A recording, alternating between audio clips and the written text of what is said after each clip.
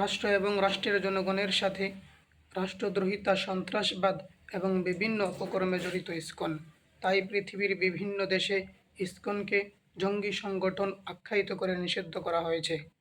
এছাড়াও ইসকনের বিরুদ্ধে অভিযোগ রয়েছে ইসকন রয়ের এজেন্ডা বাস্তবায়ন করে, ইসকন ভারতের এজেন্ডা বাস্তবায়ন করে, ইসকন ধর্মের আড়ালে গুপ্তচর বৃত্তি করে।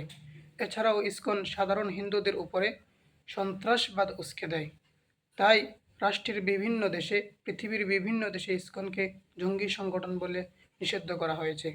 যেমন মালয়েশিয়া, ইন্দোনেশিয়া, সৌদি আরব, সাবেক সোভিয়েত ইউনিয়ন, বর্তমান রাশিয়া সহ পৃথিবীর বিভিন্ন স্থানে, তাজিকিস্তান, উজবেকিস্তান, তুর্কমেনিস্তান সহ পৃথিবীর বিভিন্ন স্থানে ইসকনকে জঙ্গি সংগঠন বলে উল্লেখ করা হয়েছে এবং সেসব দেশে ইসকনকে নিষিদ্ধ করা হয়েছে। তাই বর্তমান সময়ে বাংলাদেশের জনগণের দাবি হলো ইসকনকে নিষিদ্ধ করা হোক।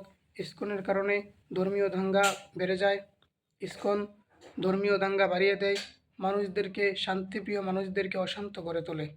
বর্তমান সময়ে বাংলাদেশের এক বিরাট আন্দোলন দাঁড়িয়েছে ইসকনের এই উস্কানিদাতাদের কারণে, ইসকনের এই অপকর্মের কারণে।